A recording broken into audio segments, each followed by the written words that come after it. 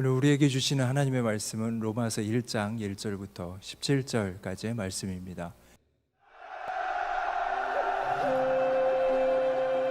예수 그리스도의 종 바울은 사도로 부르심을 받아 하나님의 복음을 위하여 택정함을 입었으니 이 복음은 하나님이 선지자들을 통하여 그의 아들에 관하여 성경에 미리 약속하신 것이라.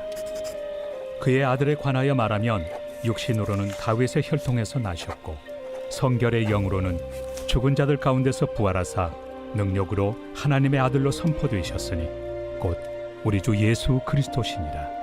그로 말미암아 우리가 은혜와 사도의 직분을 받아 그의 이름을 위하여 모든 이방인 중에서 믿어 순종하게 하나니 너희도 그들 중에서 예수 그리스도의 것으로 부르심을 받은 자니라. 로마에서 하나님의 사랑하심을 받고 성도로 부르심을 받은 모든 자에게 하나님 우리 아버지와 주 예수 그리스도로부터 은혜와 평강이 있기를 원하노라. 먼저 내가 예수 그리스도로 말미암아 너희 모든 사람에 관하여 내 하나님께 감사함은 너희 믿음이 온 세상에 전파됨이로다. 내가 그의 아들의 복음 안에서 내 심령으로 섬기는 하나님이 나의 증인이 되시거니와 항상 내 기도에 쉬지 않고 너희를 말하며 어떻게 하든지 이제 하나님의 뜻 안에서 너희에게로 나아갈 좋은 길 얻기를 구하노라. 내가 너희 보기를 간절히 원하는 것은 어떤 신령한 은사를 너희에게 나누어 주어 너희를 경고하게 하려 함이니 이는 곧 내가 너희 가운데서 너희와 나의 믿음으로 말미암아 피차 안위함을 얻으려 함이라. 형제들아, 내가 여러 번 너희에게 가고자 한 것을 너희가 모르기를 원하지 아니하노니 이는 너희 중에서도 다른 이방인 중에서와 같이 열매를 맺게 하려 함이로되 지금까지 길이 막혔도다. 헬라인이나 야만인이나 지혜 있는 자나 어리석은 자에게 다 내가 빚진 자라. 그러므로 나는 할 수 있는 대로 로마에 있는 너희에게도 복음 전하기를 원하노라. 내가 복음을 부끄러워하지 아니하노니 이 복음은 모든 믿는 자에게 구원을 주시는 하나님의 능력이 됨이라. 먼저는 유대인에게요 그리고 헬라인에게로다. 복음에는 하나님의 의가 나타나서 믿음으로 믿음에 이르게 하나니 기록된 바 오직 의인은 믿음으로 말미암아 살리라 함과 같으리라.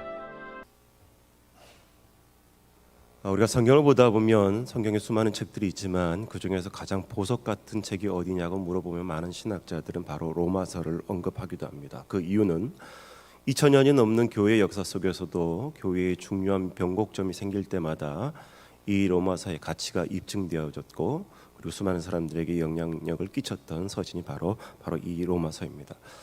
대표적으로 우리가 잘 알고 있는 어거스틴이라는 사람은 386년에 회심을 하게 되는데 이 어거스틴은 젊었을 때부터 많은 명성을 얻었음에도 불구하고 호색에 빠지고 방탕했던 인물이 바로 어거스틴이었습니다.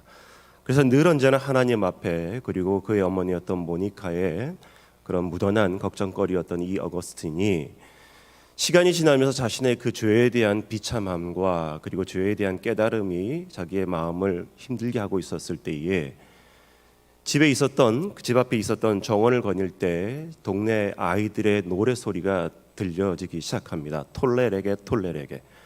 그 뜻은 바로 책을 짚어서 한번 읽어봐, 책을 짚어서 한번 읽어봐라는 그런 뜻이었습니다. 그 노랫소리가 자기의 마음을 그냥 내버려 두지 않고 원래 있던 성경을 꺼내서 펼쳐봤는데 그 성경 구절이 바로 로마서 13장 13절에서 14절까지의 말씀입니다. 낮에와 같이 단정히 행하고 방탕하거나 술 취하지 말며 주 예수 그리스도로 옷 입고 정욕을 위하여 육신의 일을 도모하지 말라. 이 로마서 13장 13절에서 14절까지의 말씀을 통해서 어거스틴은 바로 변하게 됩니다. 어거스틴 뒤에 천년이 지났던 또 다른 인물 마틴 루터도 젊은 날부터 수도원에서 자신의 그런 마음과 또 신앙을 훈련받던 도중에 늘 자기 마음속에 괴롭히는 한 가지 이유가 있었는데 그것이 뭐냐면 바로 죄에 대한 두려움과 하나님의 진노였습니다. 늘 이것 때문에 괴로워하고 있던 찰나에 선배 수도사가 새로 신설된 비텐베르크 대학에 가서 강의를 이 마틴 루터에게 시킵니다. 그래서 그 대학에 들어가서 로마서 강해를 수업을 시작하게 되는데 그 수업 도중에 이 마틴 루터의 마음을 두드렸던 것이 바로 로마서 1장 17절 오직 의인은 믿음으로 말미암아 살리니라는 말씀이었습니다. 이 말씀을 통해서 이 마틴 루터는 하나님 앞에 자신이 어떠한 존재인지 그리고 하나님에 대한 믿음과 구원이 무엇인지 사실을 깨닫고 교회사의 중요한 그 개혁을 수행했던 인물이 루터였습니다. 그리고 또 한 사람 20세기 최고의 신학자라고 불려졌던 이 칼 바르트는 스위스의 작은 마을에서 목회를 하다가 1차 세계대전이 끝나게 됩니다. 인간들이 계몽주의의 영향으로 인간의 이성을 가지고 성경에 나와 있는 아름다운 유토피아를 만들 수 있다라고 늘 언제나 자부했었던 자유주의 신학자들에게는 이 1차 세계대전이 엄청난 멘붕이었습니다. 자신들의 기대와 자신의 바램대로 성경의 가르침대로 자신들이 예수님 십자가 부활이 아니더라도 사랑과 진리를 가지고 아름다운 유토피아를 만들 수 있다라고 자부했건만 결국 인간이 드러낸 것은 이기적인 욕망이었고 살인과 전쟁의 비극으로 끝냈던 사실 앞에 이 칼 바르트는 스위스의 작은 마을에서 이 로마서 강해를 시작하게 되어집니다. 이를 가리켜서 칼을 아담이라는 사람은 자유신학자들의 놀이터에 떨어진 핵폭탄과 같다라고 이 칼 바르트의 로마서 강해를 칭하게 되어집니다. 그리고 이 칼 바르트의 로마서 강해를 통해서 개신교가 성경의 기초로 돌아갈 수 있는 커다란 역할을 했던 것이 우리 교회사의 중요한 사실이기도 합니다. 이처럼 히브리서 4장 12절 말씀을 보다 보면 하나님의 말씀은 살아있고 운동력이 있다라고 기록되어 있던 것처럼 이 로마서의 힘은 많은 그런 교회사에 그리고 각자에게 엄청난 영향력을 끼쳤던 것이 사실입니다. 그래서 누군가 얘기했듯이 성경 66권 중에 가장 보석과 같은 이 책이 로마서라고 표현했듯이 오늘날 코로나 엔데믹이 이제 이루어지고 많은 교회나 또 기독교에서 다시 복음으로 돌아가야 된다고 외치는 이 시점 앞에 이 로마서는 우리에게 너무나 중요한 책이기도 하거니와 다시 한번 이 로마서를 통해서 우리의 삶의 신앙의 본질이 무엇인지를 되새기는 소중한 시간이 되어져야 될 것 같습니다. 먼저 이 로마서를 우리가 제대로 이해하기 위해서는 바울이 얘기했었던 믿음과 의, 은혜와 또 구원과 같은 단어를 제대로 이해하는 것도 중요하겠지만 이 위대한 서신이었던 로마서를 썼던 사도 바울이 어떠한 사람인지를 정확하게 알아야 되는 것이 더 중요하다는 것입니다. 우리가 잘 알다시피 사도 바울은 원래는 예수를 믿는 그런 제자가 아니었습니다. 사도행전 9장만 봐도 이 스데반은 8장과 9장을 보다 보면 이 사도 바울은 스데반을 잡아 죽이는데 앞장섰던 인물이 바로 사도 바울이었습니다. 그리고 사도행전 9장 1절을 보다 보면 뭐라고 표현되어 있냐면 주의 제자들을 향하여 여전히 위협과 살기가 등등하여라고 하면서 이 사도 바울이 예수 믿는 무리들을 어떻게 대하고 있는지 자세하게 설명해 주고 있습니다. 원문을 보다 보면 여전히 위협과 살기가 등등했다라고 표현되어져 있는데 그 원문을 보다 보면 그 무리들을 잡아 죽이고자 하는 살인의 동기가 그 살인하고자 하는 마음으로 숨을 들이마시고 쉬었다라는 표현이 바로 이 구절이라는 거예요. 다른 말로 말하면 흡혈귀가 사람이 피를 빨아먹기 위해서 야단인 것처럼 이 사도 바울은 예수 믿는 그 무리의 제자들을 잡아 죽이기 위해 혈안이 됐던 인물이 바로 이 사도 바울이었습니다.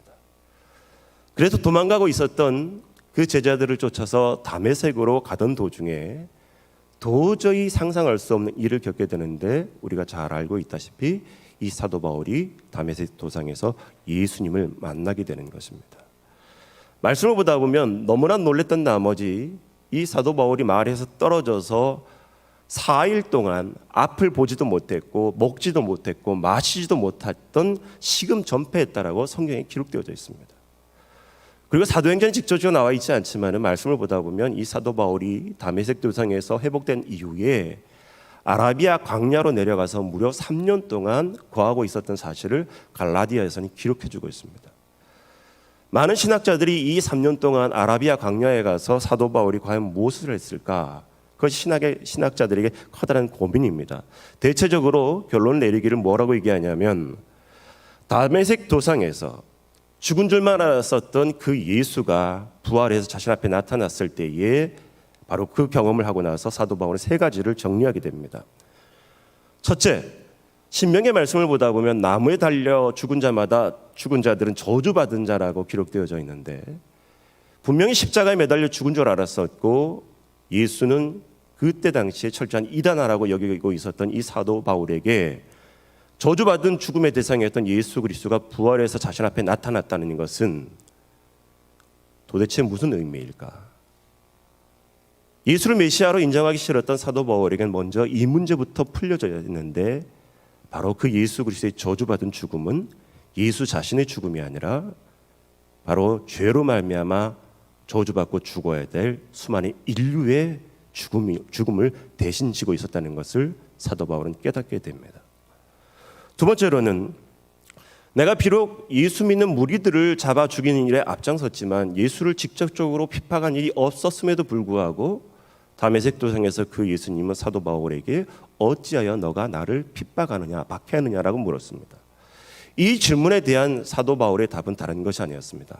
바로 그리스도인들은 예수 그리스도와 연합되어져 있다는 사실을 사도 바울이 깨달았다는 것이죠. 비록 직접적으로 예수를 핍박하지 않았지만 예수 믿는 무리들을 핍박한다는 것은 곧 예수를 핍박하고 있었다는 그 사실 앞에 자신의 죄를 해결할 수밖에 없었던 것입니다. 세 번째로, 그리고 그렇다면 그렇게 예수님을 믿는 무리들을 핍박하고 박해하고 있었던 사도 바울을 옛날 이름은 사울이었겠지만 이 사울을 죽일 수 있음에도 불구하고 왜 예수는 나를 살려두셨을까? 그것은 다름이 아니라 바로 수많은 주변의 동력자들과 아나니아 선지자 입술을 통해서 선포되어졌던 것처럼 이 사도 바울을 이방인의 사도로 부르기 위함임을 깨닫게 된 것입니다. 그래서 이 사도 바울은 예루살렘에서 체포되어졌을 때에 사도행전 26장에 보다 보면 헤롯 아그리빠라는 왕 앞에 자신의 그 신앙을 간증하게 되는데 뭐라고 고백하냐면, 바울 내가 나 예수를 본 일과 장차 바울 내게 나타날 일에 대해서 너로 종과 증인을 삼으려 함이니라는 예수님의 음성을 간증하게 되는 대목이 나오게 되는 것입니다. 즉 자신을 죽이지 않고 살려두신 것이 은혜이기도 하지만은 하나님 나라를 위해서 유대인들과 이방인들에게 복음을 전하게 하기 위한 하나님의 기회임을 깨닫고 사도 바울은 변화된 삶을 살기 시작합니다. 그래서 사도 바울이 순교 때까지 자신의 선교와 그 사역 가운데 자신의 수고라는 단어를 한 번도 쓰지 않는 것을 우리는 볼 수가 있습니다. 오히려 예수를 위해 사는 것이 축복이었고 그 고난받는 것조차도 바로 즐거운 일로 생각했었던 인물이 바로 사도 바울이었다는 것입니다. 자, 그렇다면 이렇게 변화됐던 사도 바울이 썼던 13권의 서신서 중에 가장 길기도 하고 모든 성경의 신학의 집약체라고 할 수 있는 이 로마서를 쓰게 됐을 때에, 그리고 로마서 첫 부분에 해당하는 오늘 로마서 1장 1절에서 17절까지 해당되는 부분에서 그 많은 구절들을 일일이 다루기 위해는 몇 시간이 걸릴 수 있지만은 이 로마서 핵심이라고 할 수도 있고 사도 바울의 신앙이 무엇인지를 잘 나타내는 구절이 있는데 바로 로마서 1장 1절을 가지고 말씀의 은혜를 나누고자 합니다. 우리가 잘 알다시피 이 로마서는 사도 바울이 로마를 직접 가본 적도 없고 로마 교회 교인들을 직접 만나본 적도 없는 그런 상대였습니다. 주일날에 강영일 목사님께서 로마서 개관을 통해서 짤막하게 언급은 했지만은 사도 바울이 사도행전의 3번에 걸친 전도 여행 중에 3차 전도 여행에 해당되는 그 선교 기간에 고린도라는 지역에 3개월 동안 교훈을 하기 위해 머물다가 마침내 자신이 예루살렘으로 돌아가고 난 다음에 그 다음 선교지의 목표로 삼은 것이 로마였고, 그리고 로마를 그렇게 방문하고자 했었던 그 이유는 바로 로마 교회의 후원을 통해서 땅끝이라고 여겨지고 있었던 그 서바나 스페인을 가고자 했었던 선교적인 목적이 있었던 책이 바로 이 로마서였습니다. 그래서 한 번도 얼굴을 대면하지 못했었고 한 번도 나 자신이 그들을 알 수 없는 존재였음에도 불구하고 이 로마서를 쓰면서 그 편지의 수신자였던 로마 교회 성도들에게 자기 자신을 뭐라고 표현하냐면 예수 그리스도의 종 바울이라고 표현합니다. 편지의 시작을 어떻게 하냐에 따라서 그 편지의 흐름은 대단히 중요합니다.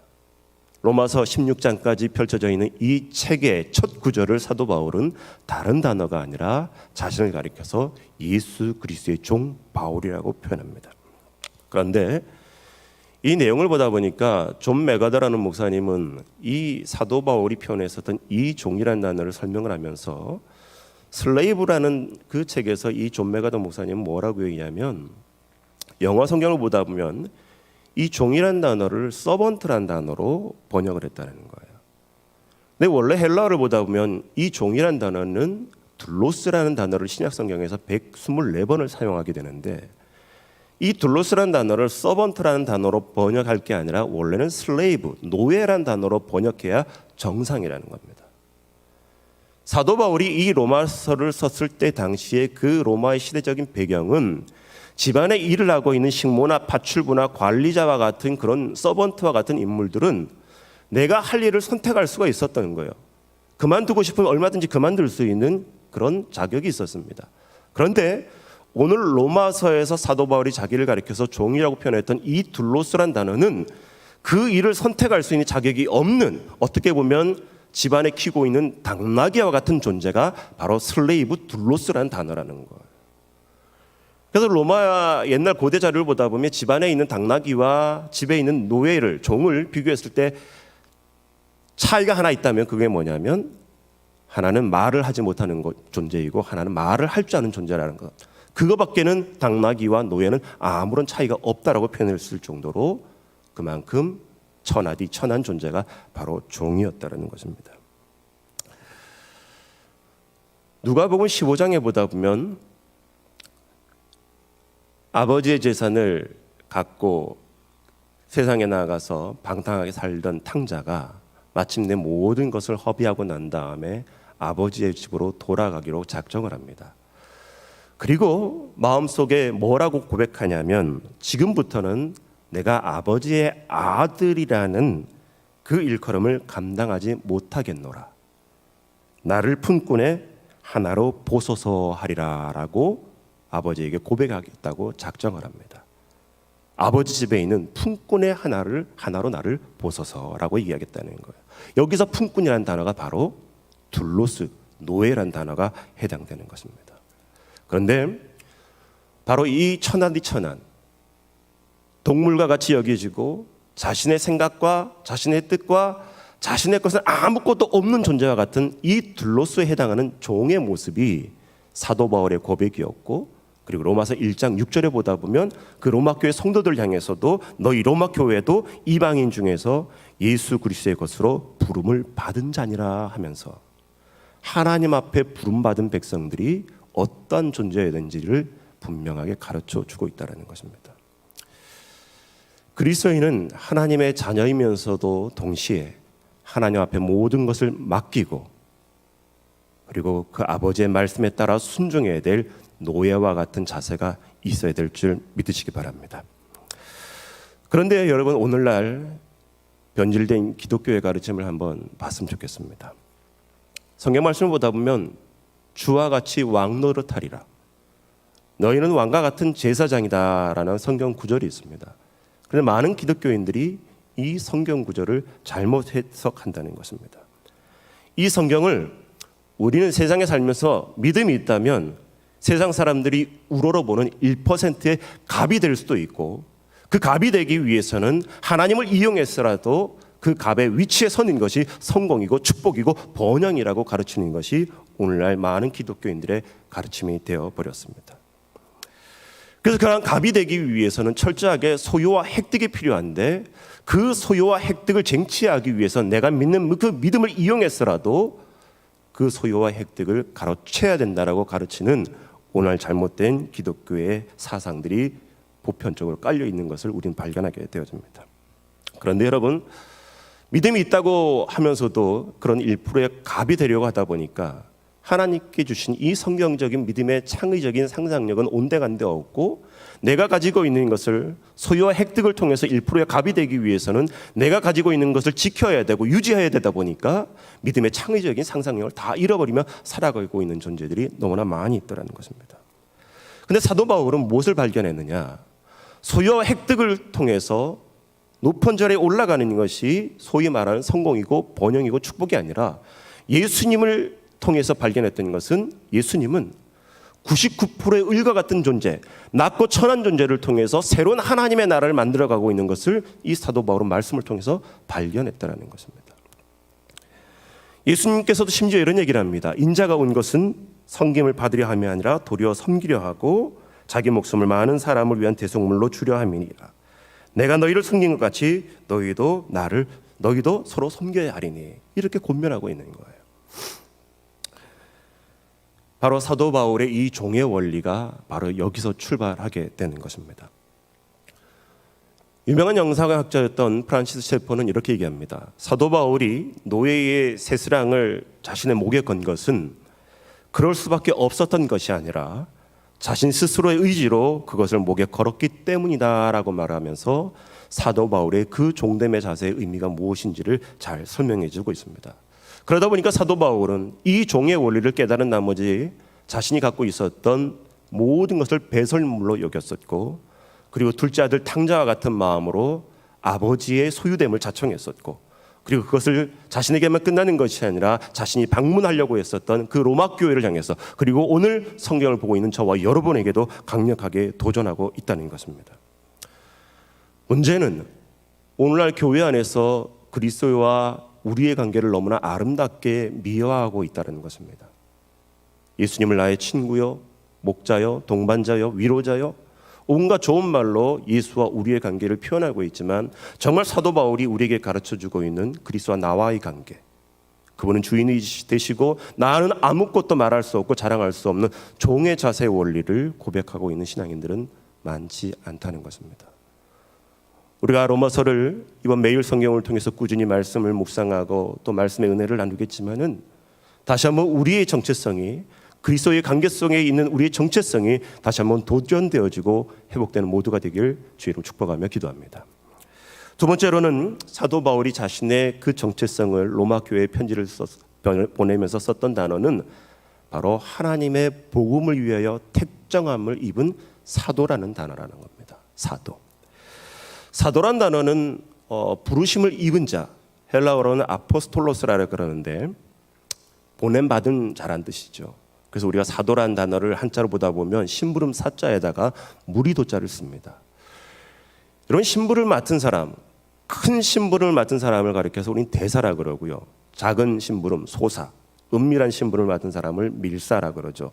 그리고 예수님의 심부름을 맡은 무리를 가리켜서 우리는 사도라 그럽니다.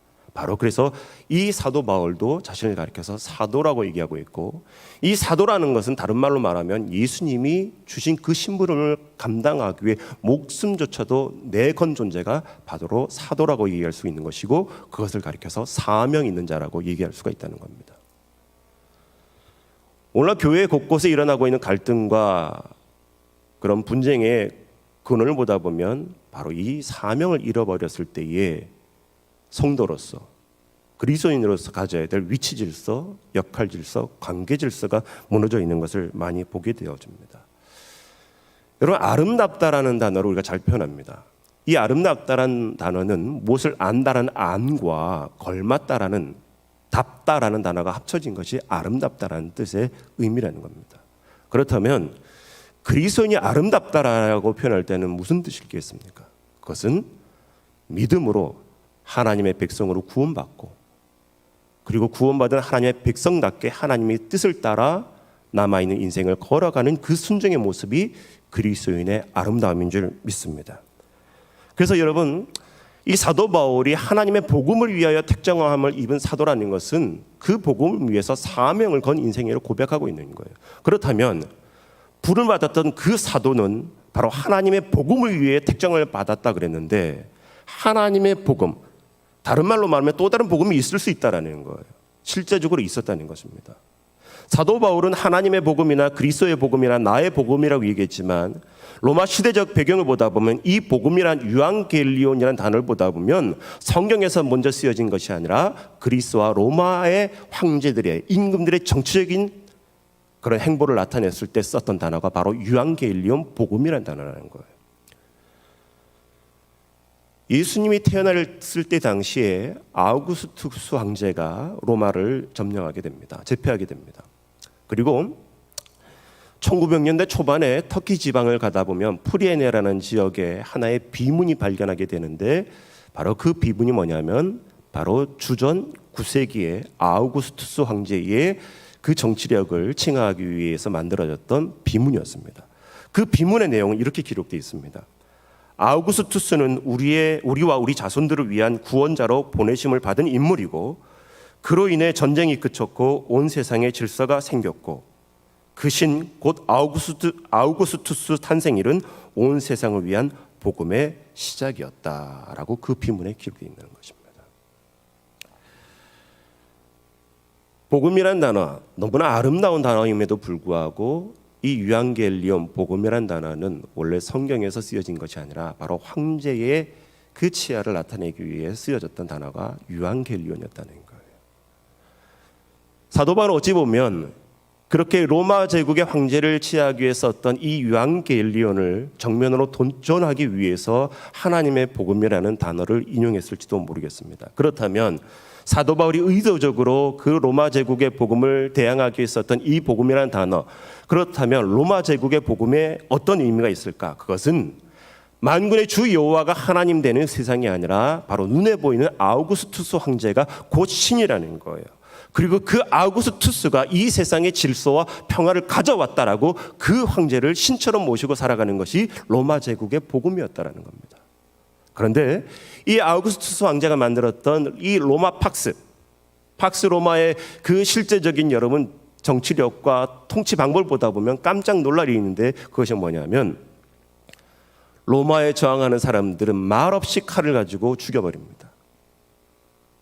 길거리에서 도적과 강도들도 보이지 않습니다. 왜? 한순간에 어디서 사라지는지 찾을 수 없을 정도로 비명행사하게 만들어버립니다. 로마에 대항하는 그런 작은 나라나 부족이 나타나면 그냥 내버려 두지 않습니다. 엄청난 군대를 동원해서 싹 밀어버립니다. 바로 무력과 칼과 위협으로 바로 정복했던 것이 그 당시에 신으로 여겨졌던 아우구스투스의 복음이었다는 것입니다. 이것은 여러분 어떻게 보면 압제를 하는 사람들의 입장에서는 질서가 될 수 있고 평화가 될 수 있지만, 압제를 당하는 사람들의 입장에서는 그것은 절대 평화고 질서라고 말할 수 없었던 것입니다. 로마 제국의 복음의 핵심은 뭐냐? 결국 세상의 중심은 바로 로마 황제 아우구스투스와 같은 가이사 황제들이었다라는 거예요. 그리고 그 복음을 믿는 황제를 믿고 그 황제의 신실함을 믿고 그 황제에게 충성하는 것이 바로 번영이고 잘됨의 약속이었던 것입니다. 증거였던 것입니다. 그리고 그 황제에게 충성했을 때에 소위 말하는 1%의 갑이 될 수 있는 소유와 획득을 보장해 주겠다라고, 그래서 황제에게 충성하고 황제의 신실하심을 믿고 따르는 모든 로마 사람들은 바로 1%의 갑이 될 수 있다라고 주장했던 것이 바로 로마 제국의 복음이었다라는 거예요. 그런데 여러분, 오늘 사도 바울이 말한 하나님의 복음은 과연 무엇이었을까? 아우구스투스 황제가 재위 기간에 있었을 주전 3년에 유대 베들레헴 땅의 그 시골의 마구간에서 아무 볼품 없는 한 남자와 한 여자 사이에 아기가 태어나게 되어집니다. 많은 유대인들이 그가 30년이 지났을 때에 로마를 무력으로 뒤엎어버릴 것을 상상하고 기대를 했었지만, 오히려 그는 십자가에 매달려 처참한 죽음을 자처해서 당하게 되어집니다. 로마의 상징이 힘과 칼과 무력과 그리고 소유와 획득으로 인한 부의 축적으로 세상의 성공을 그리고 번영을 장담했다면, 그 아우구스투스 제위 기간에 작은 시골에 태어났던 그 예수란 존재는 바로 사랑과 희생과 섬김의 정신으로 새로운 세계를 만들 수 있다라고 주장하게 되어집니다. 그리고 오히려 많은 것을 가졌다고 해서 누군가를 지배하는 그리고 군림하는 자리에 서는 로마 제국의 복음과는 달리, 오히려 많은 것을 가지고 있다 할지라도 자기보다 더 낮은 사람을 향해서 섬기고 그들을 따뜻하게 대하는 새로운 세상을 바로 이 예수는 보여줬던 것입니다. 바로 하나님의 복음은 그 당시에 유행했던 로마 제국의 복음과는 전혀 반대되는 개념이었던 것입니다. 그렇다면 신앙생활하고 있는 저와 여러분들이 알고 있는 오늘의 복음은 어떤 것일까?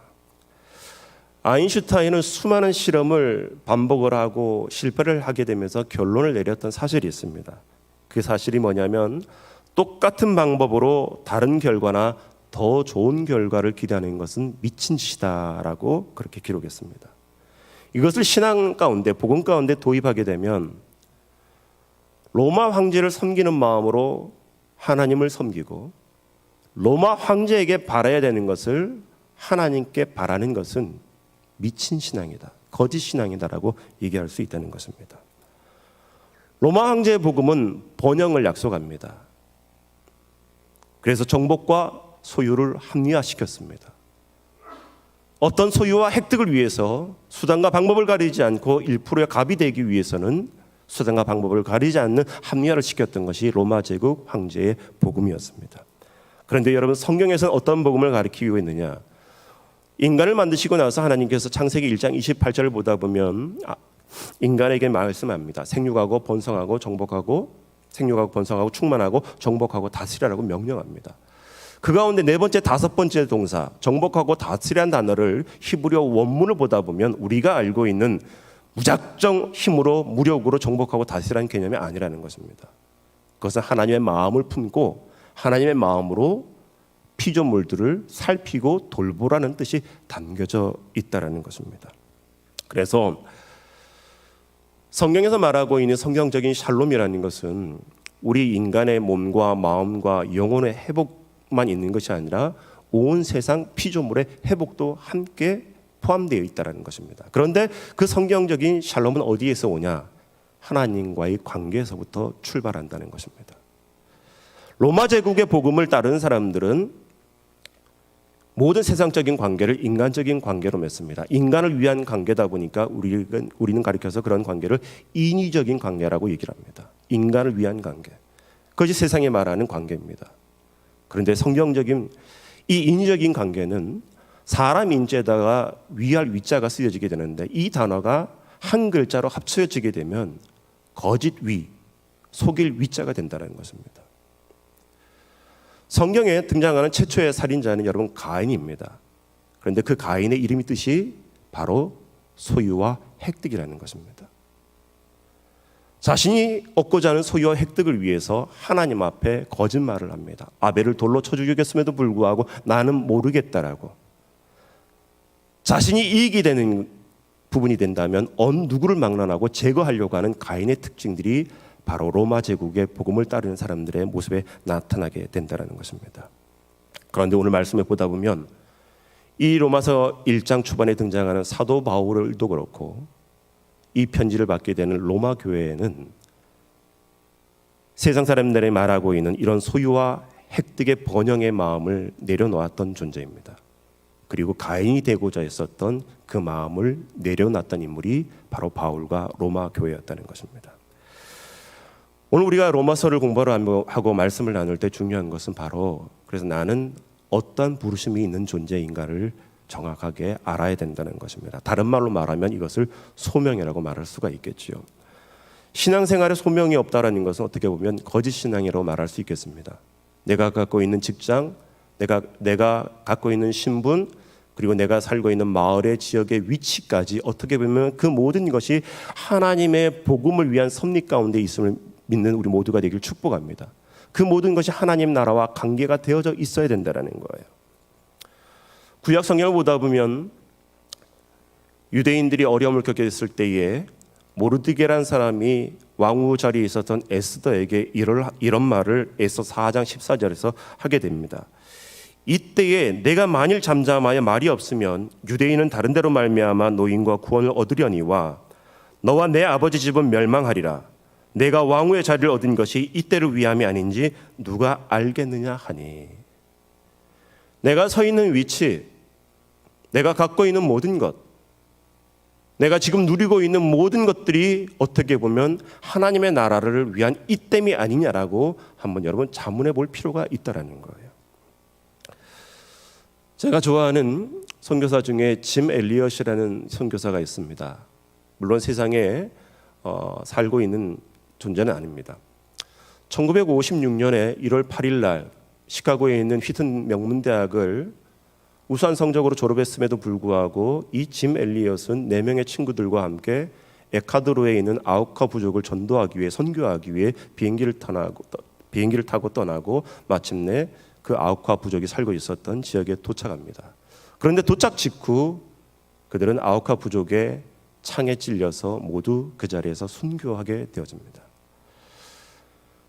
나중에 알게 된 사실이지만 이 짐 엘리엇과 4명의 친구들은 자신들의 품 안에 그들을 죽일 수 있는, 부족을 죽일 수 있는 총이 있었음에도 불구하고 그 총을 꺼내지 않았다고 합니다. 그리고 장례를 치른 후에 이 짐 엘리엇이 기록했었던 그 일기장을 보면서 발견하게 됐던 이 짐 엘리엇의 명언이 있는데 이런 말이 있습니다. 영원한 것을 얻기 위해 영원하지 않은 것을 포기할 줄 아는 사람은 절대 어리석은 사람이 아니다. 서울 마포구 합정동에 가면 양아지 묘원이 있습니다. 수많은 선교사들의 묘비가 남겨져 있고 그 가운데에 루비 캔드릭이라는 여자 선교사의 묘비가 있습니다. 1907년 미국 텍사스 출신으로 엠윅 선교회라는 선교회에서 후원을 받아서 남감리교회 선교사로 파송을 받아서 조선 땅에 들어오게 되어집니다. 그런데 그만 이 루비 캔드릭 여자 선교사는 9개월도 채 되지 않아서 맹장염 때문에 그만 순교를 하게 되었습니다. 그가 순교 직전에 이 세상을 떠나기 직전에 자신의 친구들과 그리고 가족들에게 편지를 남기게 되는데 그 편지의 내용은 이런 말이 기록되어 있습니다. 나에게 1000개의 심장이 있다면 그 모두를 조선을 위해 바치겠습니다. 말씀을 결론 짓고자 합니다. 사랑하는 우리 대전제일교회 성도 여러분, 저와 여러분들은 어떠한 부르심을 따라 살고 있습니까? 찬송가 305장을 기록했던 존 뉴튼이라는 사람은 노예 상선의 선장이었습니다. 거듭난 이후에 그 모든 것들을 내려놓고 말씀을 전하는 복음의 전도자로 열심히 살았지요. 그리고 나이가 들어서 이 존 뉴튼은 기억 상실증에 걸리게 됩니다. 많은 것을 기억하지 못하게 돼요. 그러면서도 그가 마지막 남긴 말이 있습니다. 내 기억력은 거의 사라졌다. 하지만 2가지만은 기억하고 있다.